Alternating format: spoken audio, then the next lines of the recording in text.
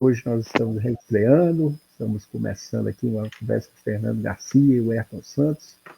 Nosso amigo Glada não deu as caras aqui ainda, deve estar ainda nas festas, mas vamos ver se na próxima, se hoje ainda ele aparece aí, né? O Ayrton Santos está aí arrumando também o seu som, né, Ayrton? Vou começar aí. Boa noite, Fernando. Como é que estão as coisas? Como é que foi a passagem de ano? Quais são as expectativas aí para 2024, não é? Primeiramente, uma boa noite a todos, né?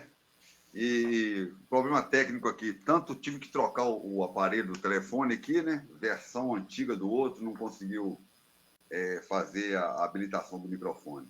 Sim. E agora... deixa o Fernando...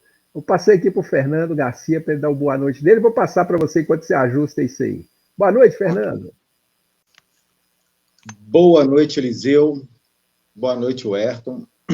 Boa noite a quem nos acompanha pelas redes sociais. Passei muito bem de ano, graças a Deus. Nesse ano que já se inicia bem chuvoso. Eu acho que o ano novo tem que ter pensamentos novos e atitudes novas, né? Porque, do contrário, não é ano novo. Do contrário, não é ano novo. Então, a gente está aqui para isso, para novas ideias, novos pensamentos e novas ações para a nossa querida cidade, né, de João Monlevade. É isso aí, nós já estamos aqui, deixa eu compartilhar aqui com a nossa galera, já estamos aqui no Facebook, eu vou copiar o link, vou mandar para vocês, compartilhem aí com os amigos de vocês também, isso é só mandar aqui, o Facebook já está na nossa transmissão. Enquanto isso, meu amigo, o Ayrton Santos, como que foi a passagem de ano, o que você tem a nos dizer aí, nesse ano que começou? Abri, agora sim, agora estou... finalizando as instalações aqui, vou pegar... O seu som encontra-se baixo aqui, não sei se... Deixa eu ver se tem aqui, tentar aumentá-lo aqui um pouco. Vai lá, assim. Bom, vamos lá.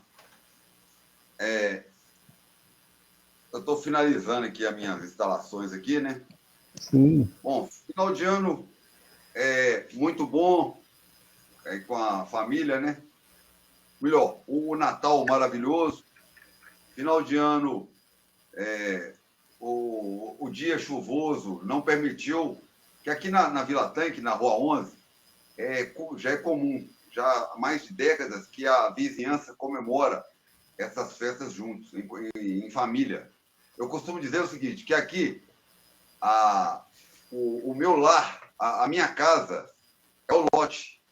Não sei o tamanho do lote aqui, a casa deve ter em torno de 140, 150 metros quadrados.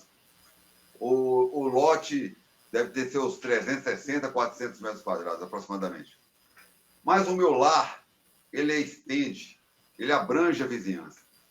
Não só o meu lar, aqui na rua, os vizinhos, então a gente tem, é muito unido. Aqui a gente é muito unido e a gente comemorou. Essas datas são intensamente comemoradas. Foi um pouco falho no Natal do ano passado, do ano retrasado para o ano passado, devido a drásticas perdas que a gente teve aqui. Mas esse ano, muito bom. A gente, apesar que no ano novo, né? O dia chuvoso não permitiu. Mas tivemos os nossos contatos aqui, foi muito boa a festa. Para 2024,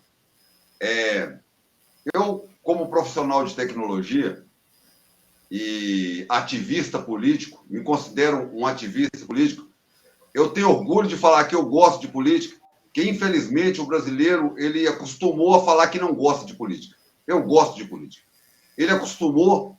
E eu, como professor, Eliseu, eu aposentado, você, Eliseu, como professor nativa, nós temos que fazer isso, sabe?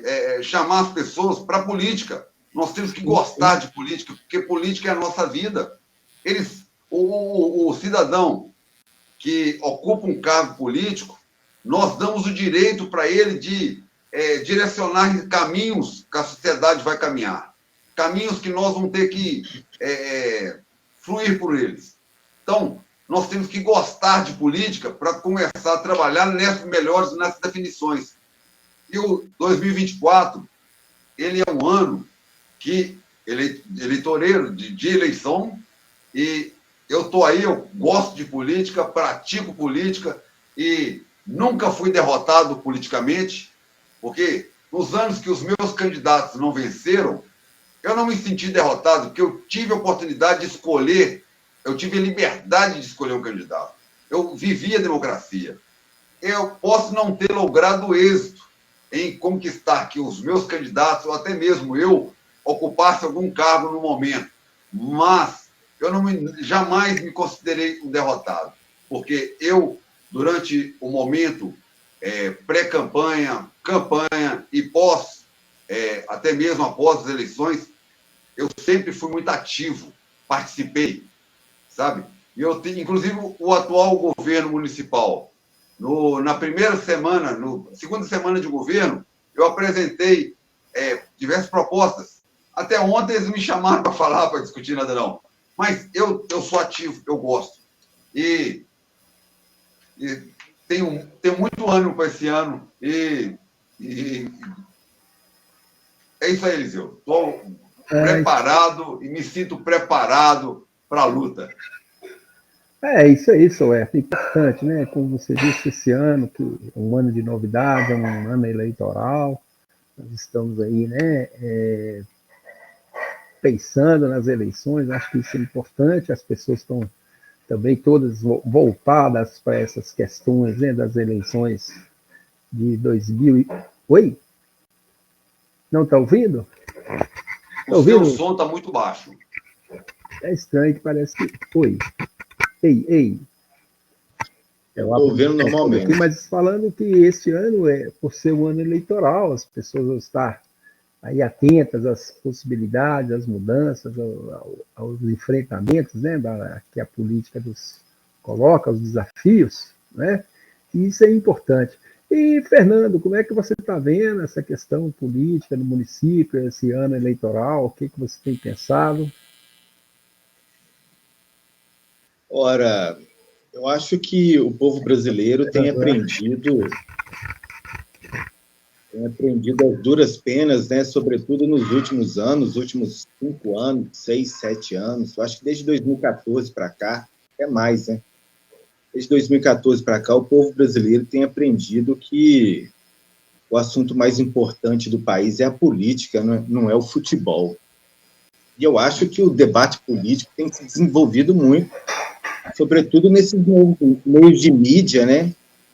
Como o Facebook, etc., o debate político está todo ali. Infelizmente, né, a gente tem um modelo de televisão pouco democrático e que não tem um programa sério para discutir política. Isso é muito ruim, né? Isso aí eu acho que atrasou sempre o debate político no Brasil, porque nos últimos 50 anos o Brasil foi o que a televisão colocou para ele ser, né? Não é à toa que o Brasil é o país do futebol. O país é o país do futebol porque nos últimos, além do brasileiro ter talento, mas nos últimos 50 anos o assunto mais pautado pela mídia é o futebol, né? Então, mas eu acho que tem desenvolvido muito, e na questão municipal, né, a gente tem a eleição para prefeito, vice-prefeito e para vereadores. A gente está assim, não tem nada muito definido ainda não, né? E eu acho que ainda tem uma água para correr debaixo da ponte, e eu creio que surpresas podem ocorrer aí. Eu não acho que está nada ganho não, viu? Não está mesmo. Sim, nós estamos ainda, como diz, não tem nem os pré-candidatos ainda, né? Em verdade é isso, claro. Nós temos os pré-candidatos. Obviamente que este momento é um momento daqueles que naturalmente têm a obrigação de se apresentar até para fazer uma avaliação do mandato, que é o atual prefeito, ele tem a obrigação de se colocar na medida em que ele precisa de uma avaliação para ver o que é o mandato, né? O que de fato o mandato está acontecendo. Porque nesse momento que a gente vê são aquelas pessoas que tentam se ajeitar, né, em relação ao poder, elas se aproximam, vão ali, vão se ajeitando, porque hoje tem muito disso, né, Fernando? As pessoas não se colocam mais no sentido de pensar uma cidade, pensar novos projetos, mas vão tentando se ajeitar, né, se colocar ali para poder se ajeitar com relação ao poder.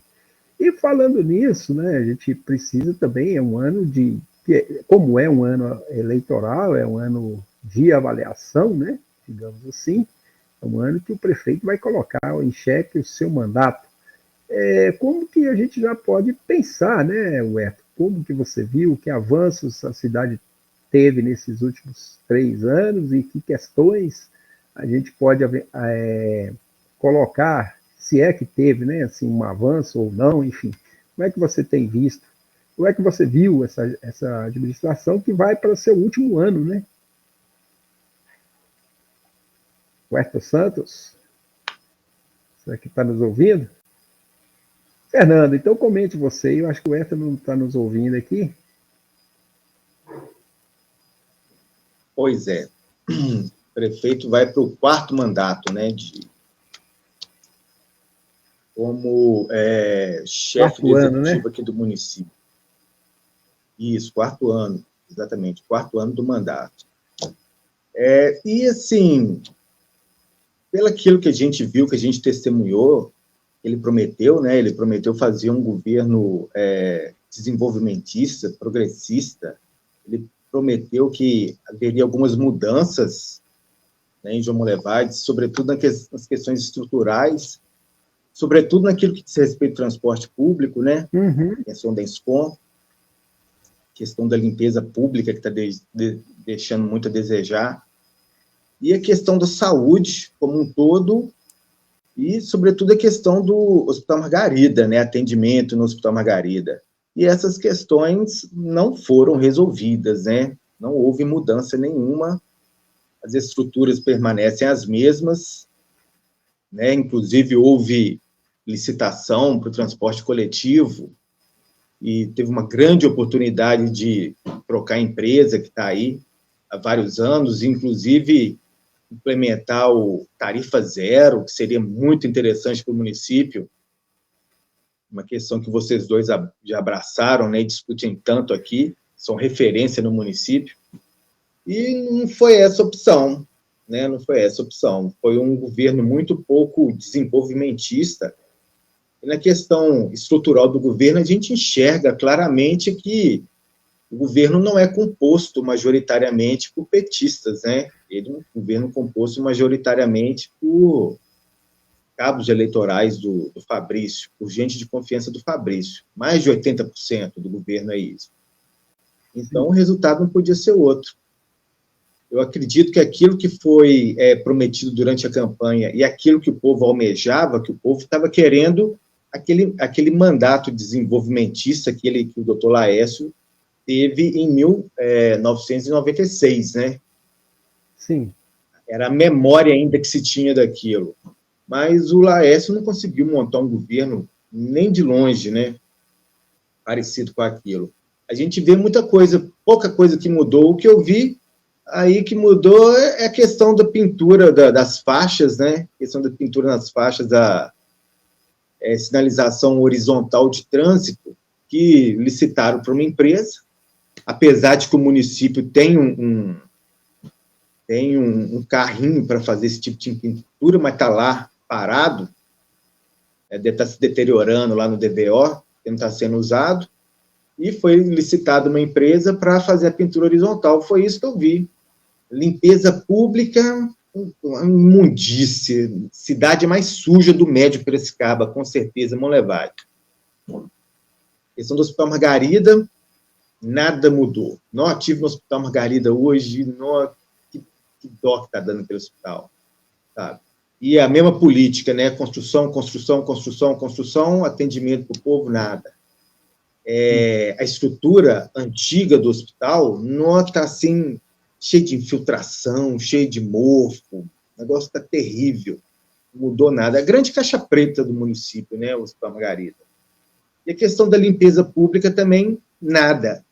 A gente acreditava que no governo do PT o doutor Laércio ia privilegiar uma frente de trabalho e os funcionários do DVO, concursados que existem, né, para limpar a cidade, mas nada mudou, continuou com essa empresa aí, mais um serviço licitado, né? Sim. Que foi terceirizado para a empresa, e um serviço que não tem resultado, ela não entrega, ela fatura milhões por ano, mas não entrega o resultado de uma cidade limpa. Inclusive, tem práticas, a gente vê, assim, a gente que é leigo vê, mas ela tem práticas que não favorecem a questão da limpeza da cidade, nem a questão do controle da dengue. Eu vejo, por exemplo, que essa empresa, ela junta grande quantidade de material, lixo misturado com material de capina, aqueles canteiros que existem entre a Avenida Getúlio Vargas e a Avenida Wilson Varenga. Aí junta e faz um monte daquilo ali e fica ali durante dias, para depois vir com o caminhão recolher. Aí chove, está cheio de lixo, como é que resolve a questão da dengue? Sabe? Não está nem aí, porque a gente vê, não está nem aí para dengue, não está nem aí para nada. Então, o que eu estou vendo, o que eu vi nesse governo, infelizmente, não vi muito avanço, não. Sim. E você, Ayrton Santos, como é que você tem visto? O que você tem a nos dizer?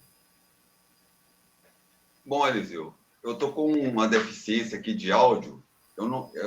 Aquela hora, parece que vocês não estavam me ouvindo, né? Agora o volume de vocês está chegando muito baixo para mim.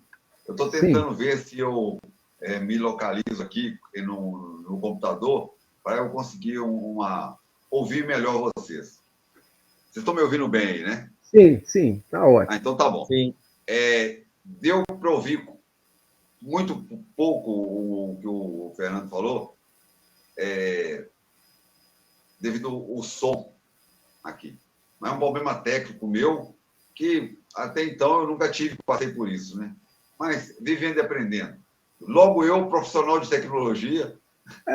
casa de ferreiro, espeto de pau. Assim, casa de ferreiro, espeto de pau. Eu, como sempre, ansioso. Estou muito ansioso, porque eu não desisto nunca. Eu sou brasileiro. Eu estou triste, muito triste, com a situação que a nossa cidade está passando. Porque eu conheço as pessoas que estão lá. Conheço da capacidade e potencial deles. E sei que eles poderiam oferecer muito mais do que eles estão demonstrando ser capazes. E eu me enganei. Eu acreditava que eles teriam um pouco mais de competência. Porque eu não sou dono da verdade. E quando eu tenho dificuldade em alguma coisa, eu busco um profissional, algum especialista para me orientar. Sabe? Eu, por exemplo, uma coisa que eu descobri através até do movimento Monlevade Sem Catracas, eu descobri algo interessante de mim mesmo, que eu sou apaixonado em defender os direitos. Porque sempre nos nossos encontros, nas diversas reuniões, nos diversos momentos que nós pudemos estar juntos no movimento Monlevade Sem Catracas, o Eliseu, o tempo todo, ele mencionava: transporte público é um direito. E ele sempre falando nessa mensagem. A Constituição, no artigo 5º, estabelece direitos. O Eliseu sempre chamando atenção para isso. Eu comecei a pesquisar um pouco mais sobre direitos. E eu percebi que já há alguns anos, eu comecei a brigar pelos meus direitos. Mas eu não tinha ainda me atentado por isso. E por essa de buscar direitos meus, nos últimos anos, eu movimentei 5 processos na justiça. Eu logrei êxito em 4 processos. E o processo que eu não logrei êxito, ainda há possibilidade da coisa mudar. E nas primeiras etapas do processo, eles eram condizentes a meus interesses, mas na última etapa houve uma mudança e, inclusive, eu fui orientado por um amigo meu, da advogado, que não compensava aquele processo, devido não havia decisões ainda. Eu não sei bem o termo, talvez o Fernando entende. Quando existe uma decisão que não pode ser mudada mais. Prescrição. É transitado em julgado.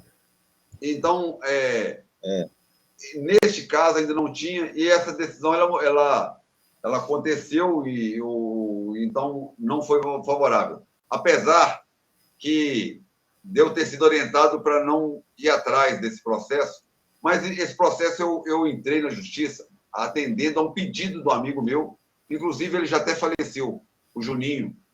O Juninho, ele faleceu já há quase 2 anos, e eu atendendo um pedido dele, eu formasse um grupo, né? Ele formou um grupo de pessoas para poder fazer uma cobrança judicial, e era Justiça Federal, na época lá, tal. Eu acabei atendendo o pedido dele, mas consultei os meus advogados e eles, apesar de um amigo meu aconselhar que não era o momento, atendendo ao Juninho, que era um pedido dele, e era um grande amigo meu, eu assinei lá e entramos. Mas é o único. Os outros 4 processos que eu tinha interesse, entrei, foram resultados positivos. Bom, baseado nisso, nessa história que eu estou contando para vocês, eu me atentei a essa questão do direito e fui verificar a questão que que o Eliseu sempre falava sobre isso, e eu comecei a observar que, além do transporte público, que é um direito, tem muito direito do cidadão que a gestão pública não atende.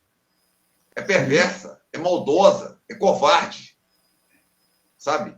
E quando eu me lembro que nós fomos na prefeitura, nos receberam, estamos aguardando até ontem, estávamos aguardando que fôssemos chamados, que hoje ainda tem chance do telefone tocar, o meu, de Eliseu, né? O seu mesmo, Fernando, que tem lutado bastante aí, de repente nos chamar para uma reunião. Pode acontecer até a meia-noite, mas eu estou decepcionado por não ter recebido sequer um não. Gente, não também é resposta. Eles foram incapazes de nos dar um não, sabe? É aquela velha história que eles acham que a gente não sabe. Te recebe, te leva para uma salinha, para uma reunião, te passa um melzinho na boca. Mas, só que é o seguinte, aquela velha história do político. Não, ele é meu amigo. Não, não é amigo meu. São conhecidos meus. Eu tenho muito conhecido que trabalha hoje na prefeitura, que ocupam cargos comissionados. Eu posso dizer que é amigo mesmo. Ali dentro, eu só tenho um que ocupa cargo comissionado. É amigo mesmo, topa toda a obra. Mas ele não tem o poder, não tem a caneta na mão dele. E discutindo sobre até mesmo o Tarifa Zero, que é um projeto que nós brigamos por ele, ele também, a primeira visão que ele me apresentou era contra. Né? Só que eu apresentei meus argumentos e ele não contestou também, não. Porque, na verdade, o Fernando, Eliseu, os nossos estudos em relação ao movimento Monlevade Singatraca, ele foi tão profundo que nós chegamos a um nível muito melhor do que as cidades que têm hoje o Tarifa Zero. A proposta que nós temos para o Monlevade é muito melhor do que a deles. Porque as pessoas sempre pensam, mas alguém tem que pagar, a empresa não carrega ninguém de graça. Mas o foco nosso não é isso. O nosso foco é o direito seja respeitado. O cidadão já paga imposto. Primeiro passo é que o cidadão tem que saber do direito dele. E outra, se o Monlevade tivesse uma gestão eficiente, eles iam saber que o custo investido, na verdade, vai trazer ótimos resultados. Isso é um investimento, sabe? E com a médio prazo é possível ser revertido, porque você pode ter o capital privado cobrindo todos os gastos e o empresário ter lucro com tarifa zero. É que eu falo, o nosso projeto ele é avançado, ele não está parado no tempo. Nós temos que pensar o seguinte, que em Luxemburgo, ônibus é gratuito, metrô é gratuito, trem é gratuito. Luxemburgo, país avançado, de primeiro mundo. Só que é o seguinte, o prefeito você vai aqui para a cidade, um país pobre, que também é tarifa zero. Roberto, uma coisa curiosa que eu acho que dá para juntar essas Falta duas gestão. que vocês dois falaram e que me chama bastante a atenção no governo Laércio, que eu acho que eu tenho uma questão, Fernando, que quando você fala assim, porque o governo é formado por não petista, eu particularmente acho que tem sim as conversas que são feitas, mas eu acho que há uma questão do próprio prefeito, né? Do próprio prefeito, onde que não há um certo assumir da gestão, pelo menos é a impressão que nos passa para nós que estamos do lado de fora. Né? Eu não sei, não acompanho o dia a dia da gestão, mas para nós que temos a relação com o poder público, eu falo para você que eu me esforcei bastante para ter uma relação e estar próximo e discutir questões, enfim, eu acho que há um certo descaso, talvez, um certo descomprometimento com a cidade, com a administração, e eu fico vendo, é ruim comparar, mas nós tivemos a oportunidade e a graça de conversar com o prefeito de Caeté, o Lucas Coelho, que ele é um sociólogo, tem uma formação diferente, uma outra área de conhecimento, mas é um cara que parece ser apaixonado por aquilo que faz, que se dedica, que investe, que está ali no dia a dia, que te recebe, que conversa, que busca o problema, que tenta resolver o problema. E no Levade parece algo meio que de um abandono, que um descaso. E um dos exemplos, eu até não vou falar muito da questão de tarifa zero, Eto, porque eu acho que esse exemplo ele é vergonhoso e quando a gente fala, a única coisa que me dá a impressão é que tem algo mais no sentido assim.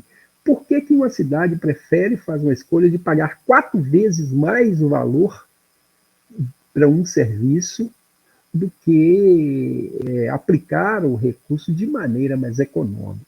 Isso é um problema, eu acho que é um problema muito grave, que precisava de ser explicado, não para nós, eu não queria que me chamasse, ou que telefonasse, ou que ligasse, mas assim, explicado para a cidade, porque isso ficou muito evidente. Isso é uma conta muito simples, eu costumo fazer essa conta a partir da conversa que nós tivemos com o Hélio, do Hipercomercial, onde ele fala ali que tem 500 funcionários, esses 500 funcionários ele paga o vale transporte, ida e volta R$ 8,00, vezes 500, R$ 4.000.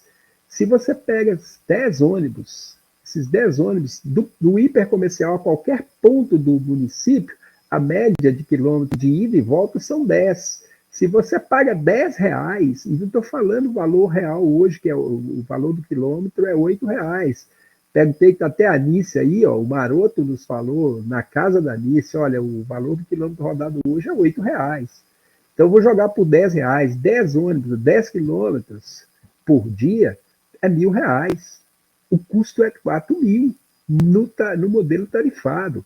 Então, se o custo é 4.000, nós estamos pagando 4 vezes o valor real.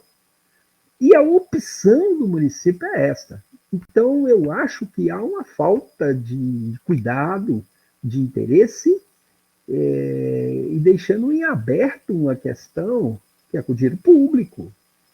Né? Se isso está posto, a não ser que está dizendo, não, gente, vou explicar para vocês, não é nada disso. Nós, inclusive, tentamos buscar uma resposta que fosse o contrário a essa. Nós insistimos que devíamos estar errados.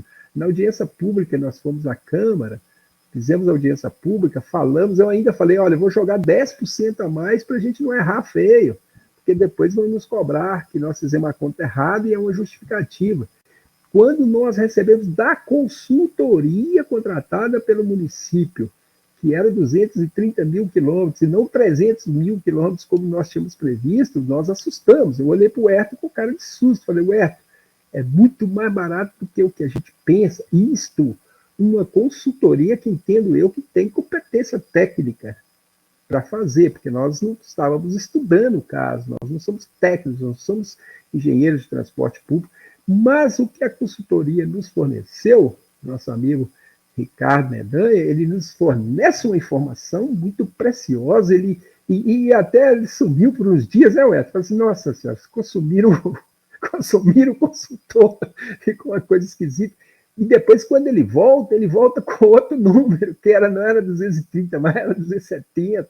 Mas, enfim, é uma consultoria com a experiência dele, ter cometido um erro, uma gafe daquele tamanho, e ainda fomos. Olha, e houve um aumento da passagem em João Monlevade, à medida que. E um aumento de uma forma muito esdrúxula, né? Que à medida que você faz o pagamento de uma gratuidade e a prefeitura disse que assumiu isso, era automaticamente para isso sair do valor da passagem. Né? Então, nós tem uma coisa muito que necessita de uma explicação. Acho que o prefeito precisa de explicar para a população o que está acontecendo. Então, o fato deles não telefonar, não ligar, como você aí tem, não é para o Herto, para Eliseu, com o movimento Monlevade Sem Catraca. Precisa de se explicar. Isso tem que cair no debate.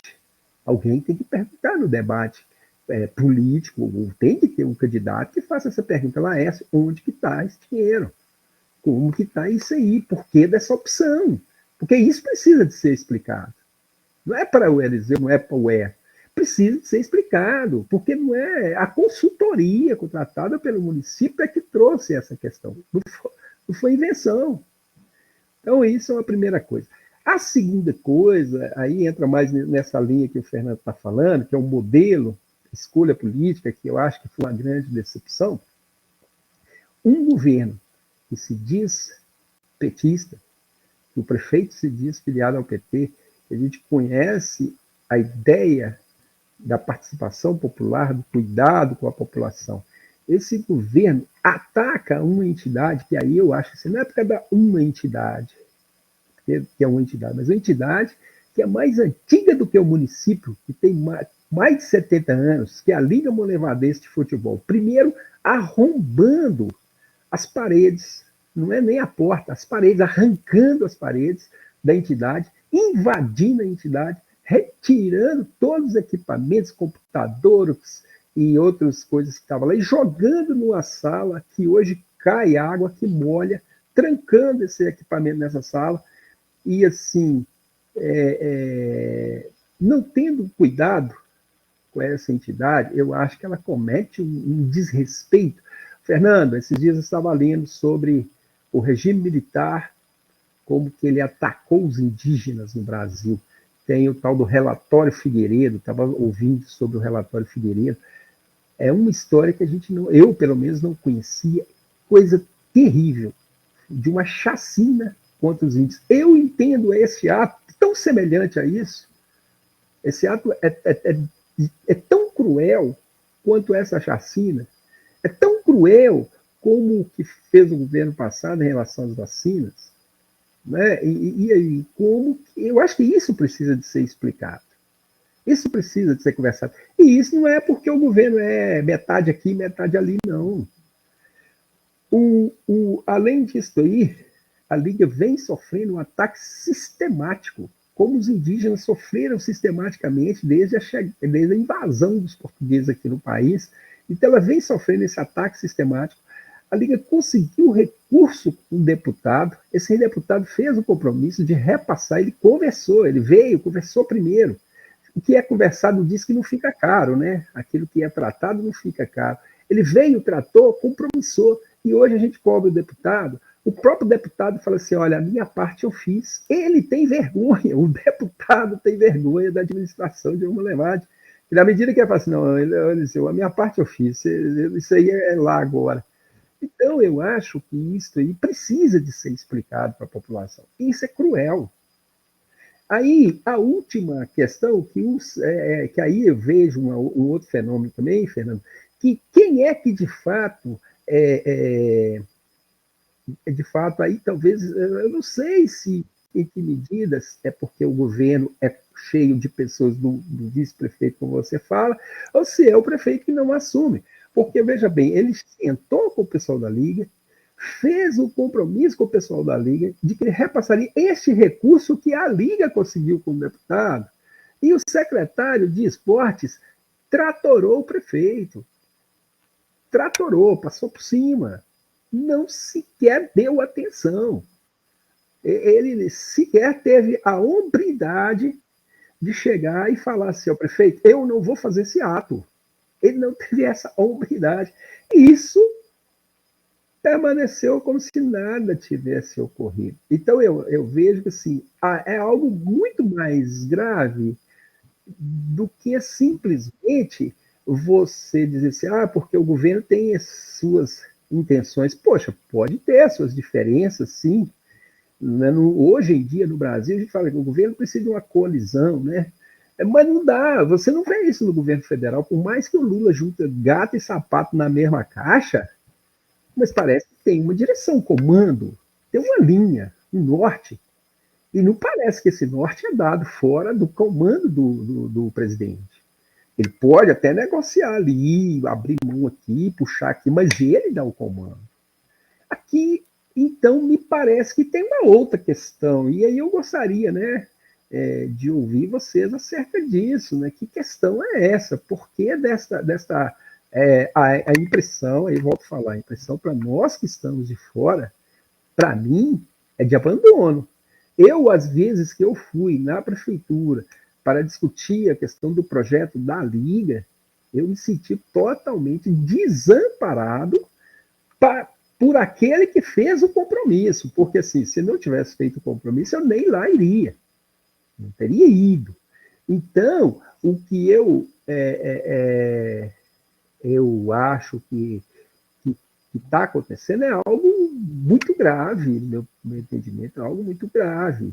Não é simplesmente porque o governo é feito de várias correntes de pensamentos políticos, mas a impressão que, igual eu falo para você, que me dá é muito de um abandono. Né? E como que você vê isso aí, Fernando? E depois gostaria que o Herto também comentasse, né, um pouco a respeito dessa questão da gestão em si. Porque, assim, é muito comum, Fernando, as pessoas discutirem a política no sentido, fez um asfalto, calçou uma rua, agora, olha só, a ponte lá do Santa Cruz, ela precisou de 3 anos. 3 anos. Isso para mim chama abandono. Né? Isso chama abandono. Eu não vejo outro nome para isso. Mas como é que você vê essa questão, Fernando? Não, realmente, eu vejo essas duas vertentes, né? Uma é essa que eu coloquei, que é um governo, porque política se faz com pessoas, né? Inclusive, esse que é o conceito grego de política, de polis. Polis como cidade, não a cidade conjunto de prédios e de ruas, mas polis, a cidade, o conjunto de pessoas, né?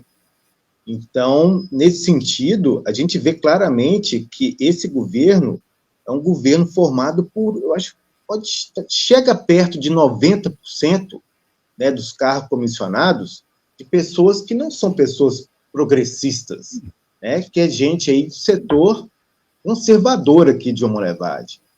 Então, nessa questão, não há como negar. Agora, de outro lado, você também tem razão, Eliseu, porque essa estrutura de ser majoritariamente de direita, esse governo, a composição dele, acaba refletindo nessa questão de que quem é que manda nessa cidade, né? Quem é que manda? E a resposta é, quem manda hoje na cidade é Fabrício, não é o Laércio. Porque o Fabrício é que tem Fernando, controle. O controle que eu gostaria de fazer assim, isso não isenta a responsabilidade. Né? Não, de jeito nenhum. Isso é uma opção que o prefeito fez de, né, abrir mão de grande parte do poder que lhe foi outorgado pelas urnas para o vice, sem ter tido uma daquelas situações jurídicas em que o vice deve assumir. Né? O vice ele deve assumir, mas em determinadas situações jurídicas. E isso nunca aconteceu. Então, o que acontece? Tem a maioria, ele tem um domínio dentro da prefeitura. Né? E o Laércio fez opção por entregar para ele. Né? Inclusive, a reeleição do Laércio está na mão do Fabrício. O Laércio só vai ser candidato à reeleição se o Fabrício assim permitir. Se o Fabrício, por exemplo, resolver ser candidato a prefeito também, que isso pode acontecer, né? O Laércio, como é que ele vai ficar? Porque a estrutura da prefeitura hoje, praticamente 90% da prefeitura é comissionado do Fabrício. Aí, nos 45 do segundo tempo, eles vão mandar mais de 90% dos comissionados embora e vão admitir esses 90% comissionado progressista, de gente do PT, etc. Não tem tempo hábil para isso. Então, está tudo definido já, sabe, na questão do tempo hábil. O Laércio vai ser candidato a prefeito se o Fabrício assim permitir. Se o Fabrício não permitir, aí o negócio vai embananar. Aí o negócio deve ser uma situação difícil, viu? Vai ser uma situação que a gente nunca viu antes. Vai ser um corre. Na gestão do Prandini, o PT ocupou o lugar do Fabrício, né? A gestão do Prandini foi bem isso, né? Foi bem isso. Quem ocupou esse lugar que se coloca aí do Fabrício, que é o Machado. Então, o PT, então, ocupou esse lugar, porque eu lembro não foi só isso e saiu correndo, né? O Gentil saiu correndo no último dia para lançar a candidatura da Secretaria de Esportes, né? Vamos lá, Huerto. Eu lembro. Huerto Santos. Então, pode acontecer alguma coisa assim nessa, né? Pode acontecer algo parecido com isso, ó. Sim. Mas eu não sei, que eu acho que aí a questão do Fabrício, a minha pergunta é, o Fabrício terá essa ousadia? Vamos lá, Huerto, mas faça o seu comentário. Nós queremos... pelo computador, está dando para ouvir, pelo telefone. Então, está dando um atraso, um delay aqui, de aproximadamente uns 20 segundos, tá? Então, vocês me desculpem aí, mas onde está esse delay está nos atrapalhando um pouco a minha participação. Mas, Fernando, a importância da gente ter no Cama Paralela uma pessoa como você, com o seu conhecimento, com o seu preparo, o seu envolvimento, sua participação, nos valoriza demais, porque você tem uma visão jurídica que nós não temos até. E a sua fala nos dá suporte para nos mostrar que nós estamos no caminho certo. Contestar aquilo que não deve ser feito. Não a questão apenas de sentimento, porque onde tem sentimento, tem emoção. A emoção, ela contamina. Na verdade, é pela razão. Porque eu agora, como eu mencionei, a questão do direito, sabe? E eu vou um pouquinho além, Eliseu. Essa barbárie que foi feita com a nossa liga, que é uma liga histórica. 70 anos, mais velho que o município. Tá? A prefeitura... Foi fundada, então, pela Belgo Mineira, né? Foi fundada na época da Belgo. Possivelmente. Porque a Belgo teve um esporte muito forte, né? Teve um esporte fortíssimo. Sim, a Belgo... Ele foi campeão mineiro algumas vezes. Né? Ela fez o Vigilante, fez o Industrial, fez o Estádio Luiz Enche, né? Fez tudo Exatamente. Isso. Então, o que acontece? Jacuí, o campo do Jacuí. Muito time grande já jogou naquele campo do Jacuí ali. Vila Tanque, Industrial. Isso. Mas um problema é o seguinte: a manutenção desses espaços. Uma coisa é você construir o espaço, outra coisa é manter o espaço. Manutenção, as pessoas têm que entender que não é consertar. Manutenção é manter em condições boas de uso. Para isso não existe Ou Não existe. A prefeitura, ela não acompanha. Aquilo que você não acompanha o uso, você não pode controlar. Deixa eu dar uma sugestão. Deixa eu dar gasta de conserto, de manutenção aqui, são valores exorbitantes, porque a manutenção ela só acontece quando já está tudo destruído. Mas deixa eu te dar uma sugestão. Deixa eu te dar uma sugestão aqui. Nós temos um exemplo lá no bairro Recanto Paraíso, no bairro Santa Bárbara. Deixa eu te dar uma sugestão. Para você um dia, você e Fernando, se vocês um dia tiverem o desejo de serem candidatos a prefeito, é o seguinte: estes espaços, eles são autossustentáveis. Se você pega o Estádio Luizense e faz uma parceria com a Liga Molevadense de Futebol para que a Liga promova eventos dentro do estádio, ela sustenta o estádio. E hoje as entidades têm muito mais capacidade de captar recursos. Para você ter uma ideia, isso não foi feito porque não quiseram. Tinha uma pessoa que esteve aqui junto com a secretária de esportes, dentro do estádio Luizense, eu estava lá, ela ia trazer o time de Araxá, numa parceria com a Liga Molevadense de Futebol, e ia fazer todo o investimento. Ela pediu uma coisa, ela pediu combustível para transportar, para que a gente pudesse disputar o Campeonato Mineiro de Futebol Feminino, aqui em João Monlevade, usando estádio, e ela ia investir ali dentro do estádio. Então, um vigilante, você vê que o Lourenço, ele consegue fazer a manutenção só com o aluguel do campo. O industrial, ele se mantém ali. Obviamente, no acidente, como foi a enchente, ele precisa de um recurso externo. Estou falando da manutenção. Mas ali foi um acidente que ele precisou de um mais do que a manutenção. Mas é possível. E é possível. O que eu acho que deveria fazer é uma parceria com essas entidades, mas eles não fazem uma parceria com essas entidades. Pelo contrário, eles querem explorar das entidades. Como é? Injetar um pouco de recurso e ficar com aluguel, que é onde que eles ganham o ano inteiro.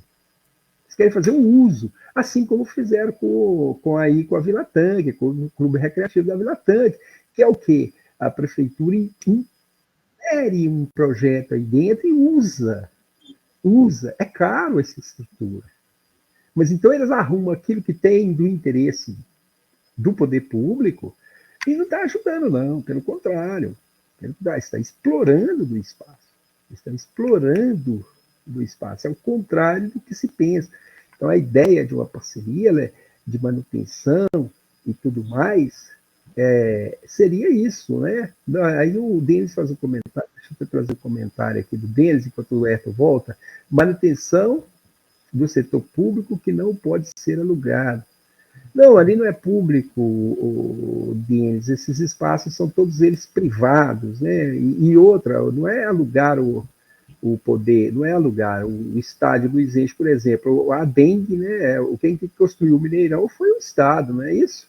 E a Dengue que administra o Estado. Então é um espaço público que pode ser, sim, trabalhado. Mas vamos lá, Herto, a ideia, né, que eu só queria te dizer isso, que é possível, com parcerias com o poder público, você fazer aí a cessão do espaço, né? A cessão do espaço para as entidades privadas e não a exploração do espaço. Porque o que acontece, por exemplo, no Recreativo da Vila Tanque é a exploração do espaço pelo poder público. Exatamente, Eliseu. Eliseu, a questão não é só no esporte. Olha só, transporte público, esporte, educação. Na questão do esporte, né, Eliseu? Teve aquele fatídico dia que o secretário de esporte desrespeitou os pais de crianças, né? Daquele evento que até estava lá no estádio Luizense, ele mandando que as pessoas retirassem o carro de estacionamento, que tinha que limpar o estacionamento. Eu não entendi aquilo, Eliseu. Até ontem eu não entendi. Eu pensei um desrespeito, sabe? Tem lá no Recanto Paraíso a quadra de esportes lá, que também está uma tristeza. Construiu, não foi feita nem inauguração, está uma vergonha. O espaço poça d'água, época de chuva, nós temos problema da dengue, sabe? Chikungunya, meu vizinho aqui, ó, ele foi vitimado pela chikungunya. Ele falou que é a pior coisa que poderia acontecer, sabe? Passou aí o final de ano terrível, sabe? Só que ele não se contaminou aqui na região, que aqui nós temos esse cuidado.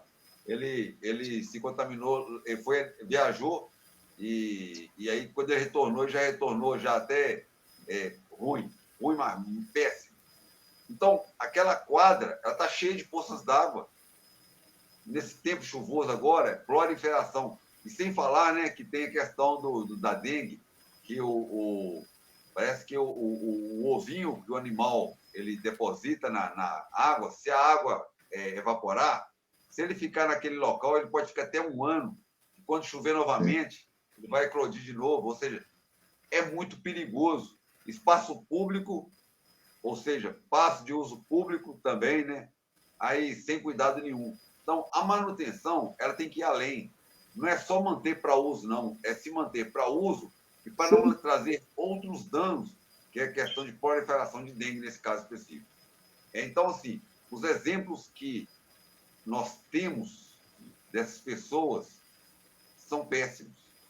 Eles demonstram não ter competência, ter conhecimento técnico.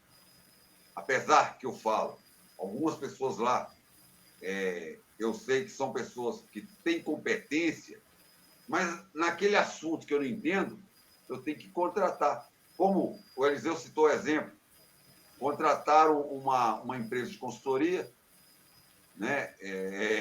Inclusive, para nossa surpresa, com dados altamente interessantes, que provou ainda mais que o projeto Tarifa Zero é muito melhor do que a gente pensou que fosse. Os resultados seriam muito mais fáceis de se alcançar em função dos dados que a prefeitura disponibilizou. E depois, algum tempo depois, a própria prefeitura disponibiliza dados que, se a gente pegar o número de passageiros e o subsídio que ela pagava, dava um preço mais do que o dobro de passagem de ônibus que a empresa estava recebendo da prefeitura. Uhum. Se você pegasse o que ela pagou, o número de passageiros, e dividisse lá pelo que ela pagou, dava em torno de... O que ela pagou pelo número de passageiros, dava um valor acima de R$10. É uma vergonha isso, sabe? Sim, agora, sim. O Tarifa Zero pirata, né? Tarifa Zero pirata. Agora, essa Tarifa Zero desse ônibus que tem hoje, a prefeitura paga mais de R$10 por passageiro. Porque o Tarifa Zero não pode ter catraca. O ônibus tem catraca para rodar. E você pega aquele número de passageiros que foram transportados, colocar pelo subsídio, valor pago, dá um valor acima de R$10. Uma vergonha. Ou seja, Laércio, você está sendo enganado. Seus assessores são bundões, sabe? Bundões. Matemática. É pura matemática, sabe? Então, infelizmente, olha, se não conhece as ferramentas, então está na hora de colocar pessoas que sabem. Um detalhe, o Tarifa Zero, você não implanta de um dia para o outro. Precisa de um tempo. Você tem que fazer adaptações. Eliseu, nosso projeto é um projeto responsável, né? Então, nós baseamos em locais que já existem e sabemos, e fomos além. A iniciativa privada, se for estimulada a entrar no projeto, tá? Na verdade, você sabe disso, nós falamos com os melhores do Brasil, né? Lúcio Gregori, foi o André Veloso, né? O Pedro, enfim, falamos com os melhores técnicos do Brasil, fizemos a live e falamos com o prefeito que implantou em Caeté, né? Com pessoas que, tanto da execução do projeto, como os intelectuais que produziram o projeto. Então não tem jeito para dar errado, isso aí é muito complicado. Mas só para a gente, Eto, a gente está chegando a nossa 1 hora aqui, vamos mantendo apesar que o papo é bom, para a gente, semana que vem, voltar quente. Mas sim, pode concluir seu raciocínio aí. Só para lembrar o seguinte, que o Veloso está à frente do movimento que Belo Horizonte pode vir a ser a primeira capital do Brasil. De Brasil a implantar o Tarifa Zero. São Paulo já implantou 2 dias lá, né? São Paulo está também caminhando, né? Mas se depender do Veloso, Belo Horizonte vai ser a primeira capital brasileira a ser implantada o Tarifa Zero. Belo Horizonte é sempre pioneira, né?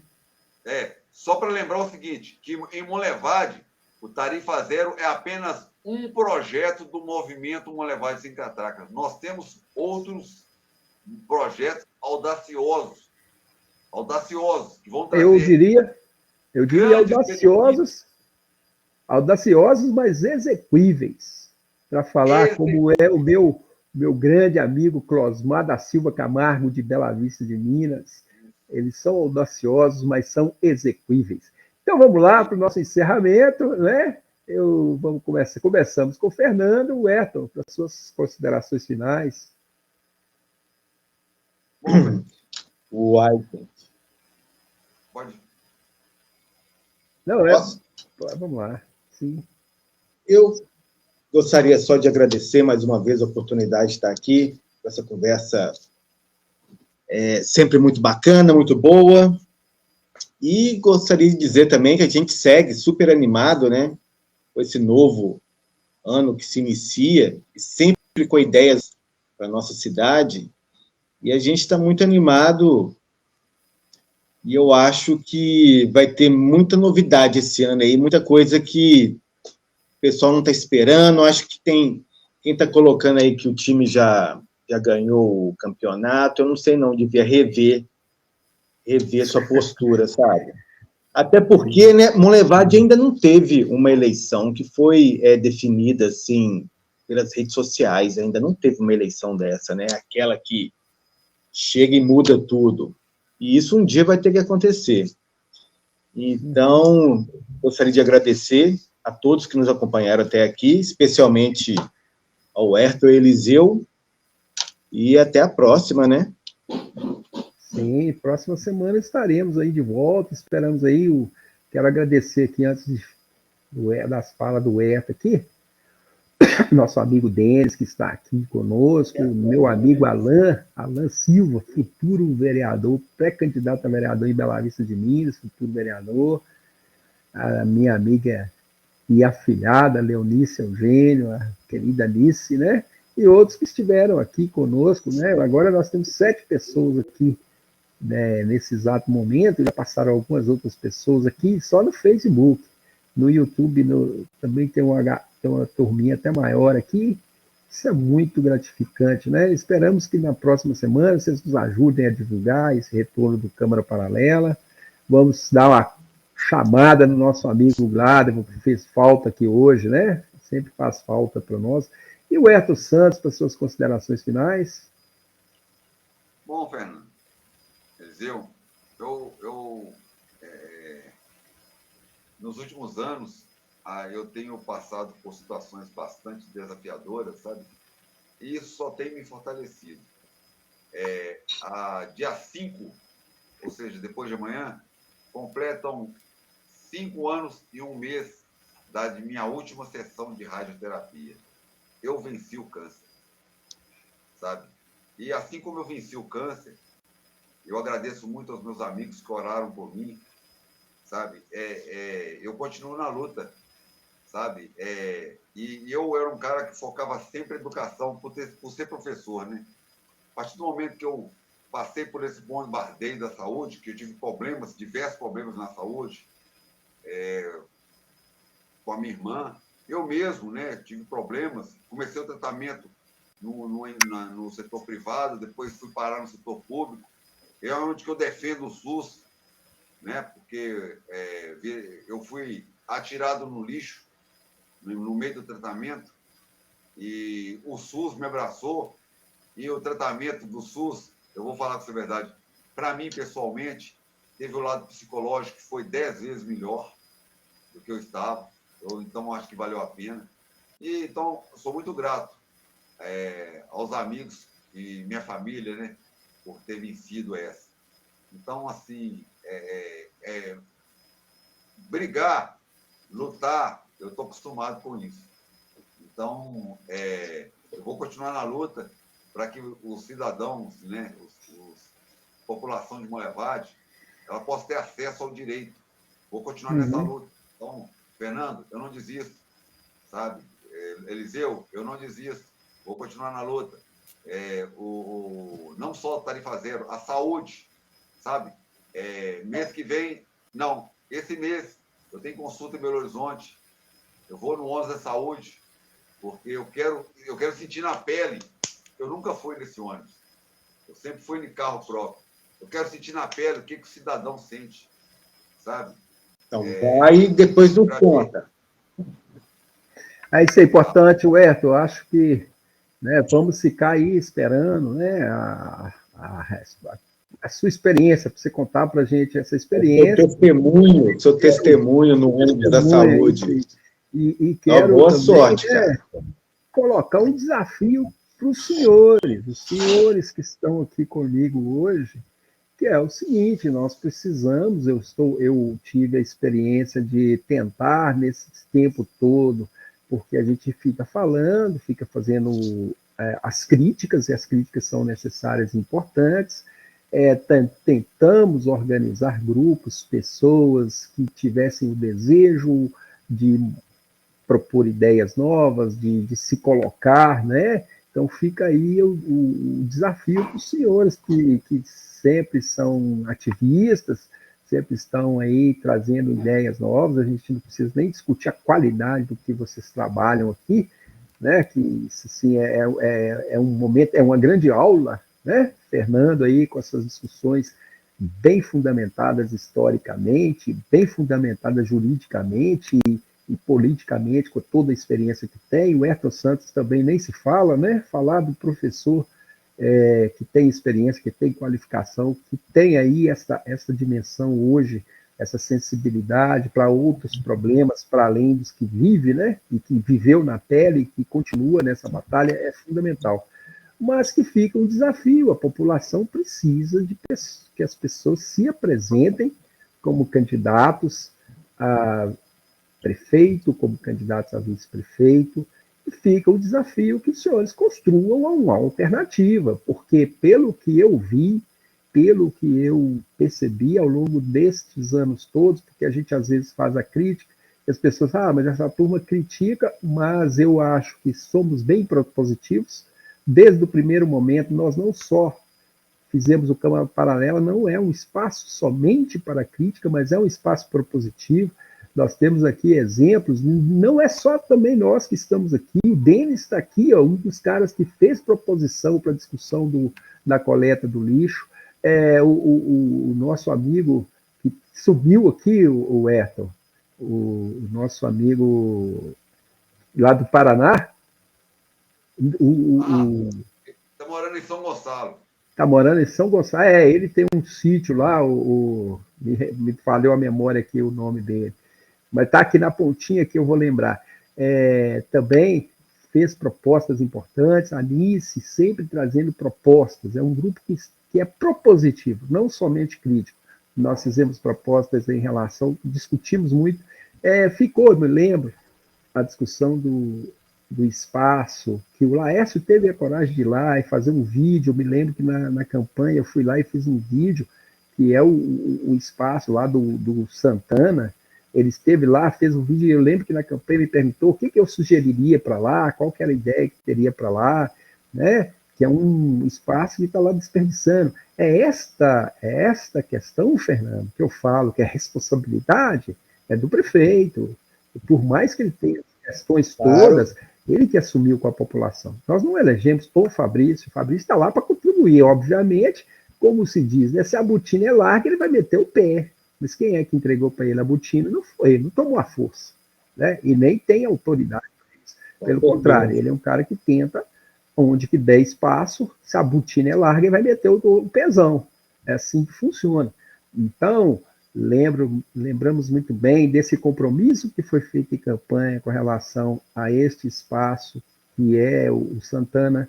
Lembro muito bem que agora, no apagar das luzes, o Santa Cruz teve uma ponte que tentou se fazer 1, 2, 3, 4 vezes, até que, por fim, apelou, né? A empresa apelou e deu certo. Nós tivemos aí o desastre que foi esse sistema, essa discussão do esporte em relação ao esporte maior, que outro dia estava discutindo, ainda continua sendo o futebol, é o mais barato, é o mais popular, é o que as pessoas têm mais acesso de tudo. Enfim, nós temos todo um compromisso que foi feito e parece que, assim, para mim, como eu disse a vocês, um certo abandono, um certo descomprometimento, porque isso era para ter sido passado para o debate.